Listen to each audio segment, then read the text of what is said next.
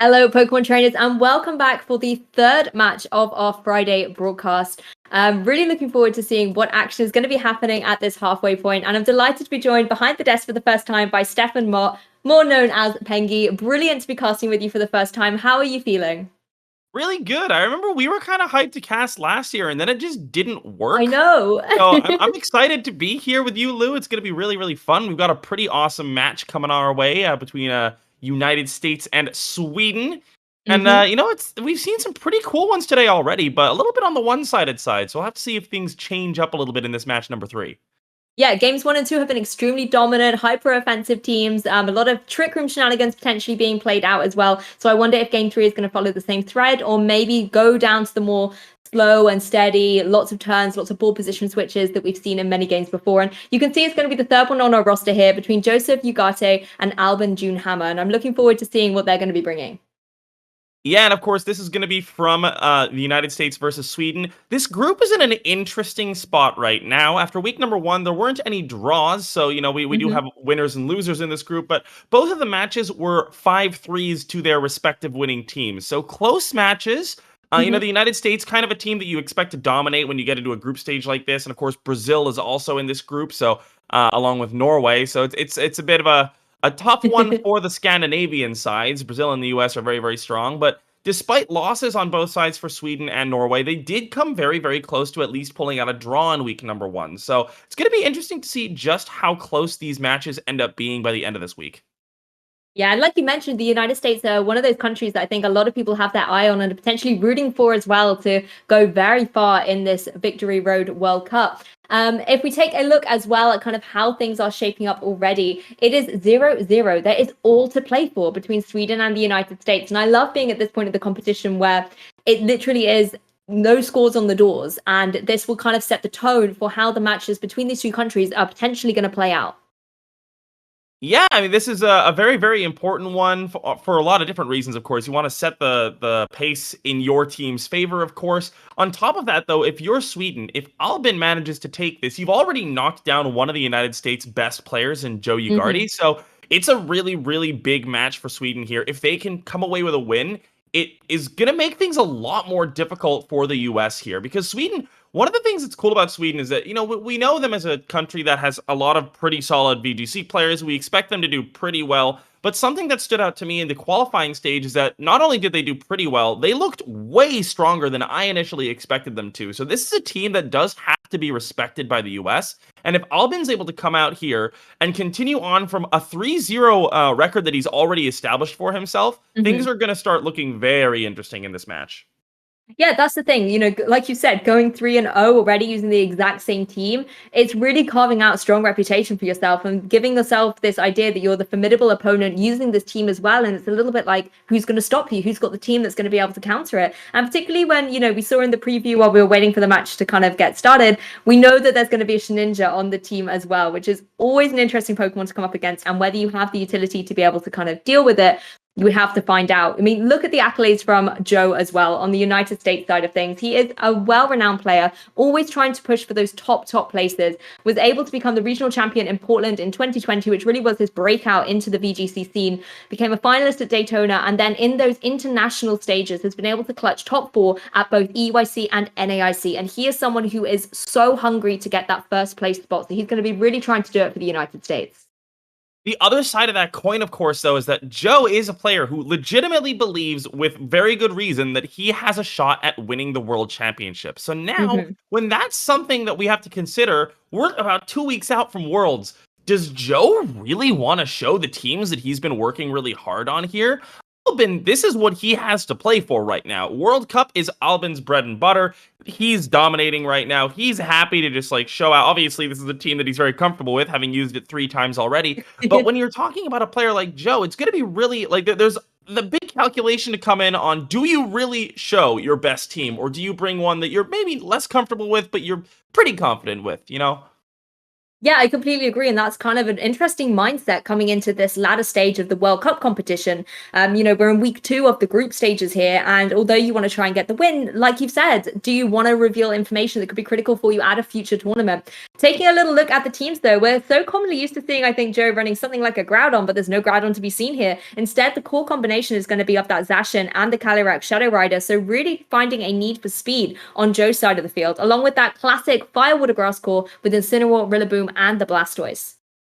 On the other side, we don't even have a Fire Water Grass core, but who needs a Fire Water Grass defensive core when you have Wonder Guard on your team? The Shedinja, it's a very interesting mon for this matchup because on the one hand, it doesn't exactly want to take Astral Barrages, but with the double weakness to Ghost on Calyrex Shadow Rider's side of things, even something like a Shadow Sneak from Shedinja is going to do an incredible amount of damage to that Pokemon. So it's going to be an incredibly positionally focused game, but also it looks to be a very high-octane, explosive one that could end very, very quickly if one of the players manages to get a bit of a snowball going.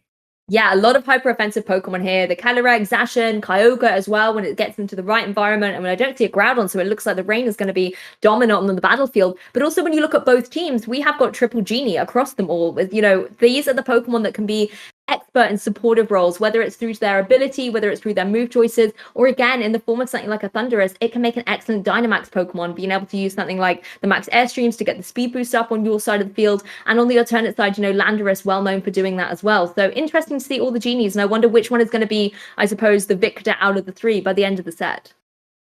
Yeah, this one could definitely go either way. We don't really see either side with a particularly dominant matchup, I would say, in Team Preview. And we're getting right on into the game here. Albin sending out the Rillaboom and the Landorus. And on the other side, Calyrex and Blastoise. Yeah, interesting coming out here with the Blastoise. Really looking forward to seeing what it gets up to. We often see it do go for that Gigantamax and start setting up the residual damage on the field. Intimidate going to come down from the Landorus, but really to no avail with both these Pokemon on the field. But the key thing here, I think, is that Rillaboom. It's going to apply a lot of pressure to that Blastoise that Joe has sent out.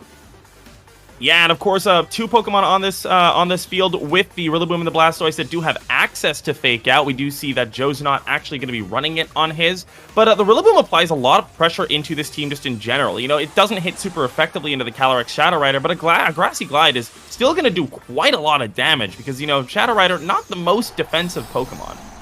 Yeah, very true. Both of them on Joe's side prime targets for a Grassy Glide. And I love the rapid lightning speed that Joe locked in that first turn 1 as well. Knew exactly what he wanted to do when presented with Albin's leads. And we're going to see the Gigantamax Blastoise in play, giving it that extra HP to potentially survive something that the Rillaboom wants to throw its way. Landorus going on the defensive, however, just going to go straight for a Protect here early on. As Rillaboom targets the Blastoise with that Grassy Glide, it's going to be able to survive thanks to its Dynamax, giving it that extra HP. And you can see the Will-O-Wisp was the supportive choice coming up from Calyrex into the Protect.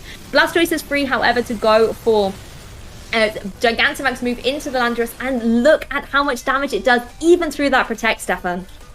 Yeah, that's a lot of damage through that Protect, but in a bit of a key point of that is that he doesn't actually pick up a KO there. We do see Protect on the Landorus, which is not the most common thing in the world. It does tend to run it sometimes, but often that is a Swords Dance instead of a Protect that will also turn into that Max Guard when it Dynamaxes. But the name of the game here for Albin is going to be to try to stall out the Dynamax here for that Blastoise. And of course, if you can also stall out the G-Max Cannonade turns, that's also going to help, because you never know, does he have the Shedinja in the back? Of course, Cannonade is a pretty good way to deal with that. Yeah, that's true. Having the foresight to be like, hey, Shedinja could be hiding in the back to try and sweep out an endgame. If I can get the residual damage up and get those KOs, then Shedinja's going to be in a little bit more of a precarious situation. You're right, though. Joe does need to start picking up the KOs against the opposing side, and I think it's critical that he didn't get one on this situation. Rillaboom can now apply great pressure to get the KO on that opposing Blastoise as well. Yeah, and of course, one more hit will KO that Blastoise. We do have a Dynamax coming out as well. This is probably going to be the Rillaboom at this point. You're not really likely to Dynamax a half HP Landorus. So it is going to be the Landorus, actually. Okay, so Albin showing, you know what? I don't really care about the HP on this Landorus. I'm just going to max it, and I'm going to try to apply some amount of pressure here. Yeah, and Landorus possibly in a good position to start getting up a speed boost, as Rillaboom will find the KO on that Blastoise with another Grassy Glide, getting that priority with the Grassy Terrain in effect, and Joe will lose his Dynamax Pokemon very early on in this game 1, but I think getting up the G-Max Cannonade does set that residual damage, and it allows him to free switch into a Pokemon in the back. Astral Barrage doesn't quite get the KO on that Landorus, so it's able to go for a Max Quake. Going to be finding its mark down onto that Calyrex Shadow Rider and revealing that it is indeed the Focus Sash variant, so going to be surviving on just 1 HP at the end of this turn. Yeah, a ton of damage coming out from both sides. The Landorus is going to fall to the Cannonade chip here, I believe. Yep. Oh, that's the Life Orb. That's the Life Orb. Okay, I think it's still going to go down. I was going to say, that's a very low amount of damage for Cannonade, but the Landorus Dynamax opting to trade Dynamaxes here, but still a pretty solid turn there by Albin. You know, there's essentially a ton of pressure on this Calyrex right now, but one more tick of the Cannonade looks like it should get rid of the Rillaboom here, even after Grassy Terrain recovery. So it's an interesting situation to be in right now, but I'm not sure how strong it is for Albin, especially with Cannonade still active for another 2 turns. Yeah, that Cannonade is clutch at the moment. Like you said, being able to get the KO against that Landorus and putting the Rillaboom in a difficult situation going forward, it really is sitting on a ticking clock at this point with how much longer it can stay in the battle for Albin. Using the free switch to bring in the Zacian, I think is an interesting situation here because you want to have that speed advantage. You know, we know that Zacian is such a speedy Pokemon. It's going to be able to apply a lot of pressure. It's got in here unintimidated, so it's going to have that +1 attack from Intrepid Sword. Yes, Joe now does have the Rillaboom on the field that can go for something like a Fake Out, but I think with a bit of defensive play, Albin might be able to utilize the Zacian well in the next couple of turns.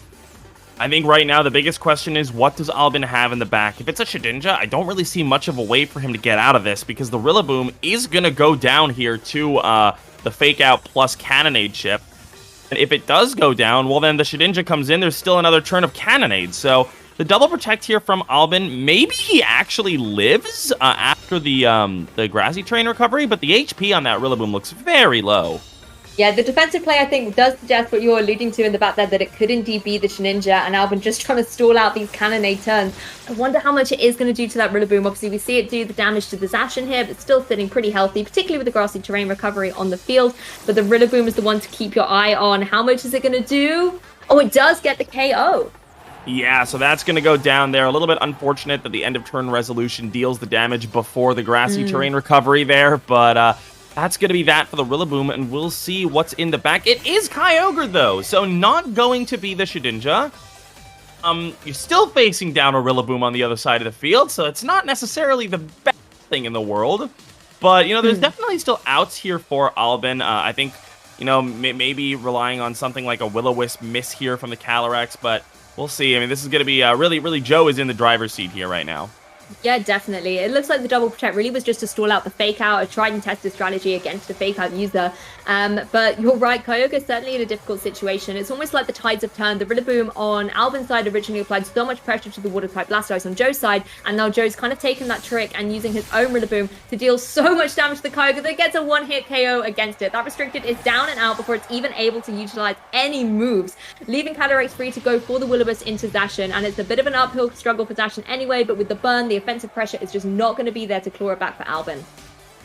Yeah, even with the Behemoth Blade critical hitting here onto the Rillaboom, that's still not going to be anywhere near enough. It will be enough to take out the almost deceased Calyrex here, so that's going to fall. A bit of a good information here for Albin. He's going to force Joe to reveal the 4th Pokemon that he brought to this game, so, you know, it's never bad to sit it out, especially when your last Pokemon's a Zacian. There's not really that many tech moves that tend to be thrown onto a Zacian, so, you know, just leaving it out, trying to get as much information from the opponent as you can.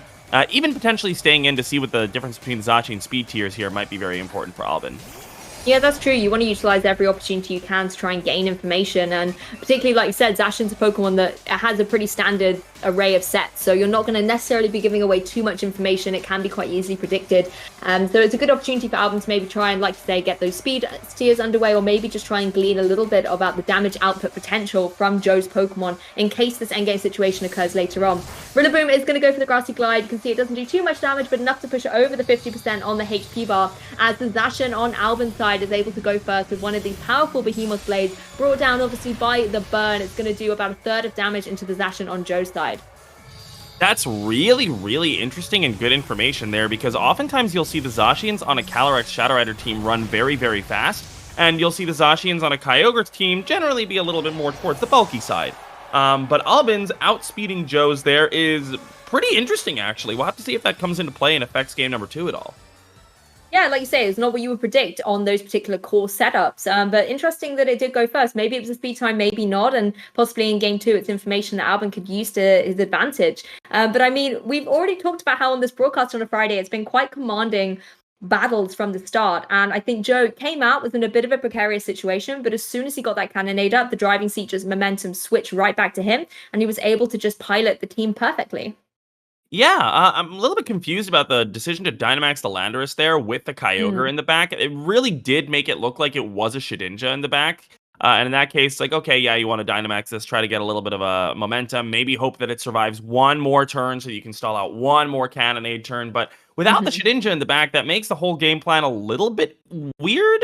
But Albin is the expert of this team, currently sitting 3-0 with this team in this tournament. So we'll see if he can claw it back, give us the first game 3 of the day. Yeah, I mean, I wonder, it went for a Max Quake, if I remember correctly, the Landorus, and it went down into the Calyrex. Maybe was thinking there could be a switch coming in there, trying to catch a Zacian or an Incineroar potentially. But, you know, going down into the Calyrex, breaking the Focus Sash is still a good strategy to go for anyway. But we're going to see the leads coming out. Albin going for Landorus and Rillaboom on the battlefield, as it looks like we're going to see the Calyrex Shadow Rider paired up with the Blastoise. So the same leads. Albin... Generally, when you see a player who loses go for the same leads, he'll probably have a different game plan here, or a different way to utilize those 2 leads. So it'll be interesting to see what Albin's game plan is here. And then on Joe's side, it's always interesting when your opponent loses and then leads the same thing into the same lead on your side, because then you're sitting there going, okay, do I just do the same thing because it worked? Or are they specifically going to do something that wins against the thing I just did? So do I switch things up? It's a little bit of an awkward consideration to have to make. But looks like Joe is going to be altering his game plan, at least for turn number 1. That's the thing. It's not just playing Pokemon, it's the mind games you have while playing the game too. You have to play against the player and think about their strategy. Like, honestly, I don't know how our competitive players do it. It's too stressful for me. That's why I'm this side of the desk. But Joe is going to be making a hard switch as the Incineroar joins the battlefield. And this is a good switch. I think throwing down the Intimidate against both the Landorus and the Rillaboom going to weaken the physical attack pressure that they have on the battlefield at this point, while utilizing Fake Out potentially in the next turn. It's going to be a Dynamax very early on, though, for Albin. Yeah, we saw already in the last game that it was a Life Orb on the Landorus that might have influenced Joe's decision to bring the Incineroar in game number 2, where he didn't bring it in game number 1. Because with no White Herb, all of a sudden that Landorus is significantly weaker with that Incineroar coming into play. And Albin is sitting there with a -1 Dynamax. We'll see if he can make this work, because the other side of the coin is that a lot of Joe's Pokemon are not particularly bulky, so a lot of them are probably still going to be 2-hit KO'd. But the Will-O-Wisp comes in and burns the already weakened Dynamax Landorus. I mean, that just adds insult to injury. This Landorus is not going to be dealing any offensive pressure at all. You can see how little the Max Airstream did into that Incineroar. But I think the key thing here is getting the speed up, potentially. You know, yes, the Rillaboom has Grassy Glide. It can have that priority. Landorus, not so lucky. Definitely not lucky, as it is sitting at such low attack. And that speed boost could have been so advantageous to try and deal with this Calyrex. Yeah, now we have so many options on the Incineroar side. It can go for a parting shot to get out of there and weaken the Landorus even further. It can go for a Fake Out onto the Rillaboom. It could probably just even Flare Blitz the Rillaboom if it really wanted to, because that can apply quite a lot of offensive pressure here when there's really not much coming in Joe's direction. Yeah, really true. And again, you know, that Fake Out going down to Rillaboom, that Calyrex, we've seen it be so offensive before as a Pokemon, but this support with Will-O-Wisp I think can be critical to just crippling Albin's strategy. You know, you get a cheeky critical hit, doesn't really matter on a Fake Out, but it's just a little bit of style flexing from the Incineroar. But we're going to see the Astral Barrage deal a huge chunk of damage to that opposing Rillaboom. Max Quake's going to be the max move of choice for the Landorus going into that Calyrex, but you can see how significantly less damage it is dealing compared to game 1, where it took it all the way down to that Focus Sash, thanks to the dwindled attack of that Landorus. Yes, it's getting up the special defense boost, but that's not going to help out the Rillaboom too much. It's living at such low HP at the moment. Yeah, and of course the Rillaboom, despite not being burned, is still intimidated, so it's questionable whether or not it'll even be able to pick up the Calyrex Shadow Rider with a Grassy Glide here, which is going to be an important part of this next turn, probably. But we've already seen 2 out of the 3 Dynamax turns stalled out on Albin's side. Joe's still got a probably Dynamax Blastoise in the back. I'd assume that's what he's going to go for. And things are just getting very, very rough here. We have a Protect going in, and that's going to keep the Calyrex alive once again. As, Quake goes into the Shucka Incineroar. So everything going wrong for this poor, poor Landorus. Yeah, Ladder is having a really tough time in this game too. The Max Quake does connect into the Incineroar, of course, but dealing such little damage. Sugar Berry, such an amazing item on that Incineroar, just being able to live the plethora of ground-type attacks that we see on the battlefield throughout this meta at this point. Ladder is taking a little bit of chip as well from the Life Orb, but will obviously get some burn chip as well at the end of the turn. I was about to say, is this Incineroar really going to parting shot into Landorus and really insult it, but instead going into that Rillaboom, and I think just starting to even out how devastating the attack drops are on Albin's side of the field. And I really feel for Albin at this situation, because you want to be able to try and switch your Pokemon, reset some of these Intimidate, maybe do a little bit more ball positioning, and I think it's a great opportunity for Joe to bring the Blastoise back in. Like you said, Joe still doesn't haven't used the Dynamax, so it's a great opportunity while Rillaboom is at, low attack, Landorus is at low attack, to be able to capitalize on that. Yeah, this is also a very scary situation because the Incineroar could come back in again to weaken things still further, which might even allow the Calyrex to survive and get a double KO and a double boost there with the Astral Barrage. So that's going to be a little bit scary here for Albin. Looks like the Incineroar is not going to come back in, but I didn't quite clock what Joe put in. Joe plays so fast. It's really fascinating to watch. Like, he doesn't think. He's like, I know exactly what I need to do all the time. Helping Hand coming on in, though. We'll see how this goes. Yeah, a little helping hand cheering away for that Calyrex. As the Grassy Glide connects down into the Blastoise, it hasn't Dynamax on this turn, does about 50% of damage. So even though it has lowered its attack, it's still packing a heavy punch into the Blastoise. Astral Barrage is also going to deal a huge chunk of damage and get a double KO. This Calyrex is unstoppable. The helping hand is just there, I think, to support in case the, special defense boost from the Max Quake would have stopped that from getting the KO. The helping hand's just going to make sure that it's guaranteed to get those Grimnade boosts and really make this Calyrex formidable. I mean, Joe hasn't even Dynamaxed yet. Yeah, and now all of a sudden with that damage on the Blastoise, the Dynamax target might just be the Calyrex. It's +2 special attack. It can probably just delete anything it wants from the opposing side of the field. And we're going to have to see what Albin actually brought in the back. And it's going to be the Zacian. We haven't seen any Shedinja in this particular set. It's going to be the Zacian and the Kyogre. So both restricteds out on the field. And if there's a time to call in your restricteds, it's when you're in a dire situation like right now. But there's got to be some way for Albin to be able to counteract this Calyrex, because it's just going to be unstoppable. And Astral Barrage is going to deal huge damage. Yeah, I feel like the optimal play here might just be for Joe to never Dynamax, because when you're +2 with Helping Hand on the field, I don't even know if Kyogre can live this, and Kyogre has a lot of special defense.